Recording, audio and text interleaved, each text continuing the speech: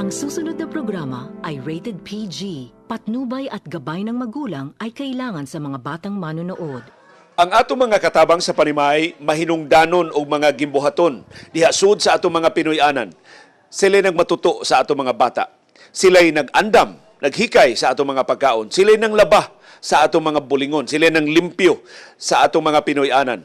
Munang daghan kay nihangop nga sa katapusan ang Kongreso ni pasar na og balaod nga manalipod sa atong mga katabang sa panimay. Karong buntaga atong susihon, napatuma na ba ang kasambahay law?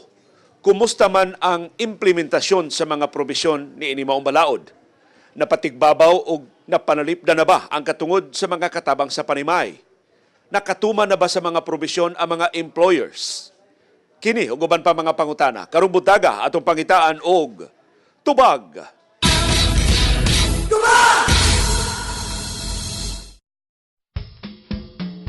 Ang Republic Act 10361 gitawag nga Domestic Workers Act o Kasambahay Law. Ang tumong ini mao pagpanalipod sa mga katabang sa panimay gikan sa pangabuso. Kinsa ba ang maisip nga mga katabang? Yaya, tigluto, hardinero, tiglaba o bisan kinsang giisip nga domestic workers. Nagpuyo man uwa sabay sa employer. Nalatid sab sa balaod ang katungod sa mga katabang nga mahatagan og mga benepisyo. Sa sweldo, kinahanglan di mo menos sa minimum wage. 2,500 pesos matag buwan sa mga katabang sa National Capital Region. 2,000 pesos dinhi sa dakbayan sa Subo ug ubang mga dakbayan og first class municipalities. Og 1,500 pesos sa mga lungsod. Duna pay 13th month pay. Og 5 ka adlaw nga leave with pay. Usa sa labing mahinungdanong probisyon sa kasambahay law mao ang pag-isip sa mga katabang sa panimay nga regular employees. Doon na sila gitakda nga mga katungod nga kinahanglang ipatigbabaw o kinahanglang panalipdan. Atong paminawon kining unang bahin sa report ni Jaworski Alipon.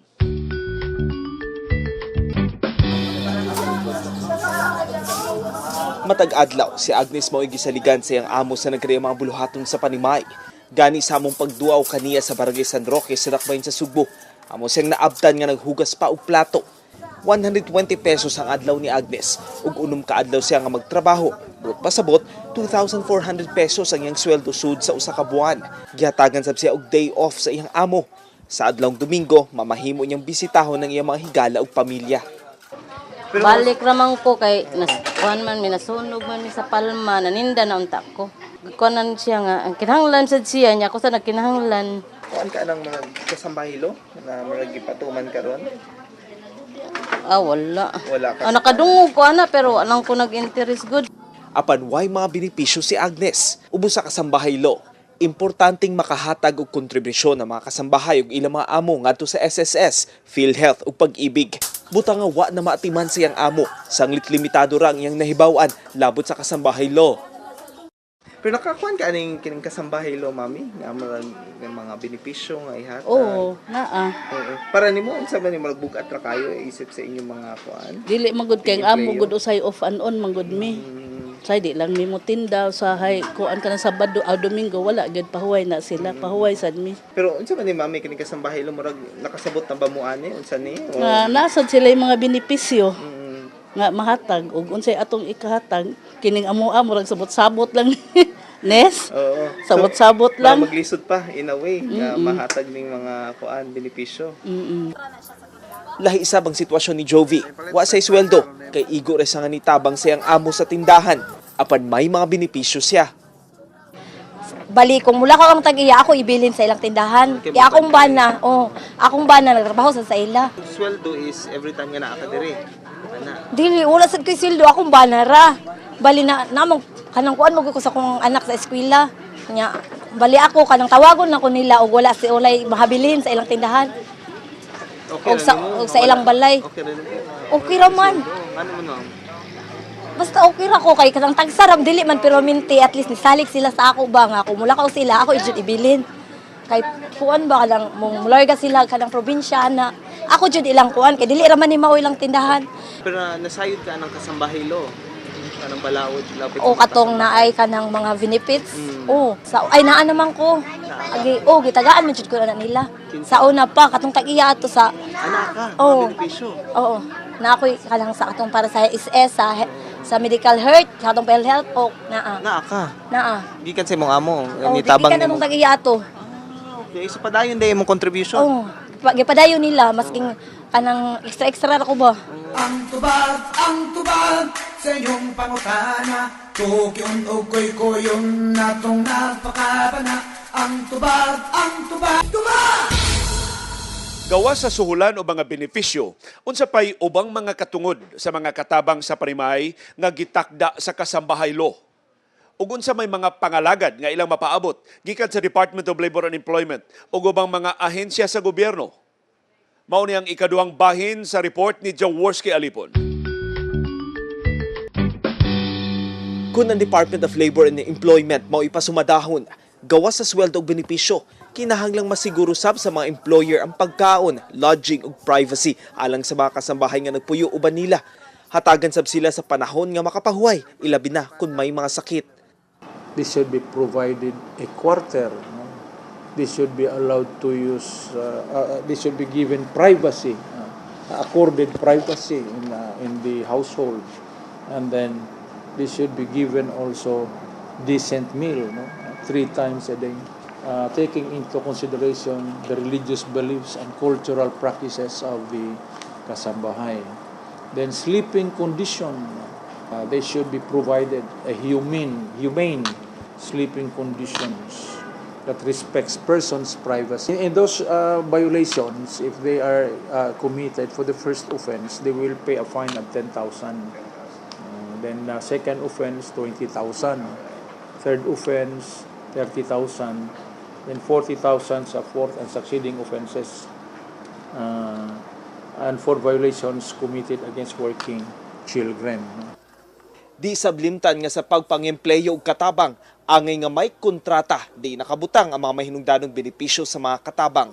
Nakumbahin sab sa implementasyon sa balaod ang pagparehistro sa mga katabang ug ilang mga amo sa mga barangay diin sila nagpuyo. Niya ang hinuon ng presidente sa Association of Barangay Captains sa Dakbayan sa Sugbo, Philip Zafra, nga human ang usa ka tuig sukad nga mapatuman ang kasambahay law. Wala pa sila klarong registrasyon o database sa mga katabang ug mga nanawat og katabang.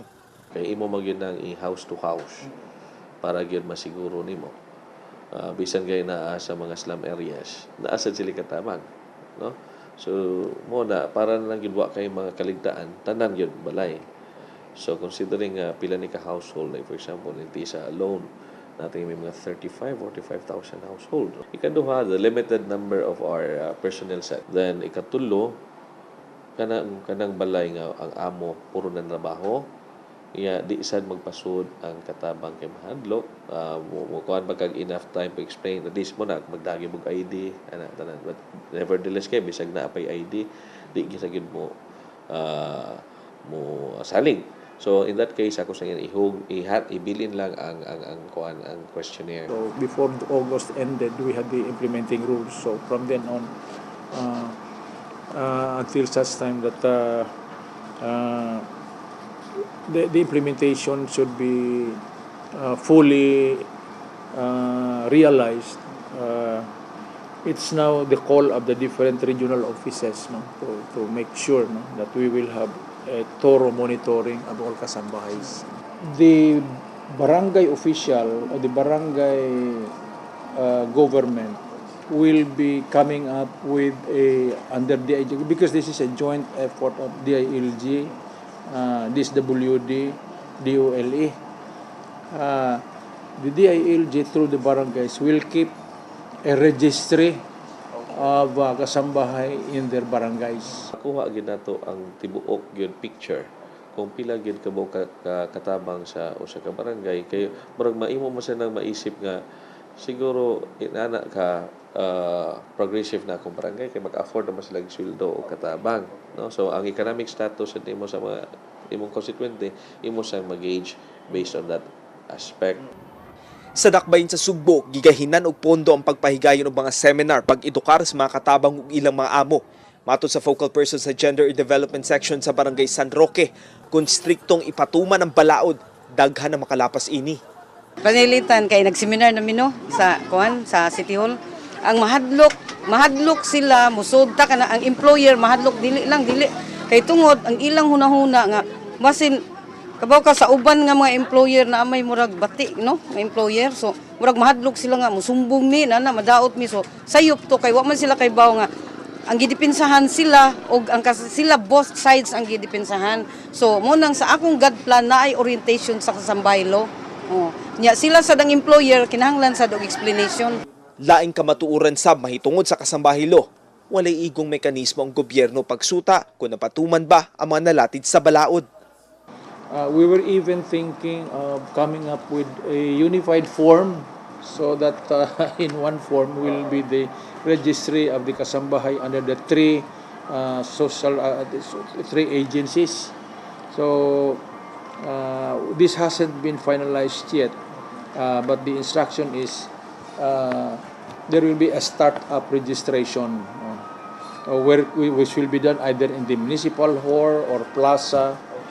Admittedly, di gyud inaana pag yun kapaspas ang lihok sa mga barangays considering sad with other concerns nga naa nila karon no. Okay lang siguro sa amo nga barangay nga dako-dako nga naa mi ma-spare pila ka tawo pero sa gagmayng barangay but of course sa kanto-kanto hopefully makuha gid mo pero kani gyud pinakalisod unlike man gud kung kag women dali ro kay women sector makaparegister man dayon ka kay specific man kaayo but katabang it encompasses all.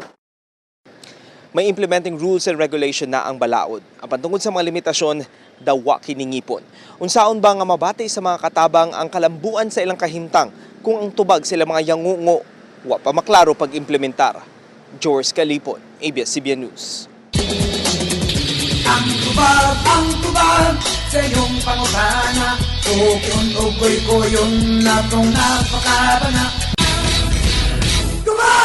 Di lang mga katabang sa parimay abot mahatagag seguridad sa pagpatuman sa kasambahay law bisan ang mga employers makabenepisyo sab. Matag karon og unya dunay mga pasangil sa badlungon nga mga katabang. Si Amelia way katabang. Di tungod kay maglisod pagpatuman sa kasambahay law apan mabinantayon siya.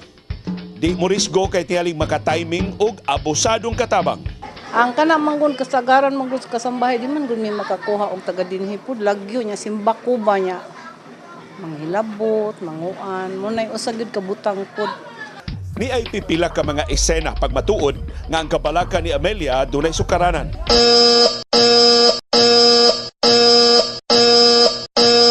Amo ning nahipos gikan sa YouTube.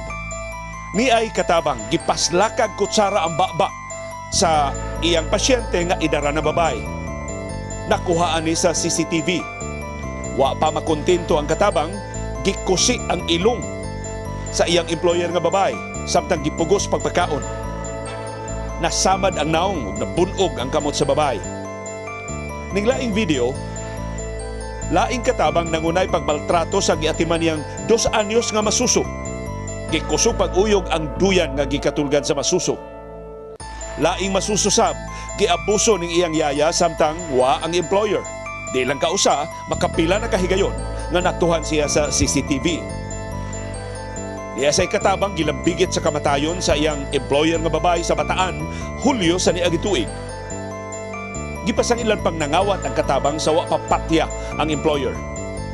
Ang mga ingon ining sitwasyon mo'y usa sa mga sukaranan nganong gihingusgan sa Department of Labor and Employment pag-awhag ang matag employer pagparehistro sa ilang mga katabang sa mga barangay. Pinagi sa rehistrasyon, may database na ang barangay nga gigikanan sa katabang ug uban pang personal nga kasayuran labot niya. That's the dilemma also of the employers because some kasambahay will just leave the household without even telling them. No? So putting them at... There is actually a provision of the implementing rules. The private employment agency, one can avail of the services of kasambahay through this agency. They will be considered licensed service provider for kasambahay. They might probably have a thorough background check or identity on the individual, the status, the condition. So perhaps even medical condition of the kasambahay. Kung buo naon talagsaong balaod ang kasambahay law. Nipatigbabaw sa tinguha nga mamahimong patas ang pagtratar sa matag usa bisan unsay kahimtang sa kinabuhi.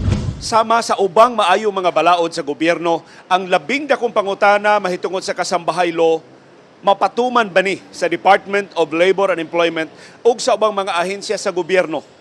Kung karon pa lang gani, maglisod na ang DOL sa pag-inspeksyon sa matag kompanya tungod sa kadaghana sa mga baypatigayon dinhi sa ato sa Sugbo, sa Central Visayas ug sa tibok Pilipinas. Maduaw pa ba kaniya ang kabalayan aron pagsusi sa kahimtang napatigbabaw ba ug napanalipdan ang mga katungod sa mga katabang sa panimay. Apan sama sa ubang mga balaod sa nasod, way mahimo ang gobyerno kung kitang mga magbubuhis dili mo tampo. Unsa man say atong mahimo aron mapatigbabaw ang kasambahay law, aron kapalalipdan ang katungod ug mapalambo ang suhulan ng mga benepisyo sa atong mga katabang sa panimay. Hinaot sa atong tagsa-tagsa ka mga kasing-kasing atong maangkon ang tubag. Nagsuta karon daghan kayong pangutana, mga tubag kinahanglan gikan sa dumala. Kung ano ni ungano na nahitabo nga na, korupsyon ug badnungon bisan asa nagkalaka. Ang tubag sa iyong pangutana, ukon-ukoy ko yun na itong napakarana. Ang tubag sa inyong pangutana, pangita ang solusyon.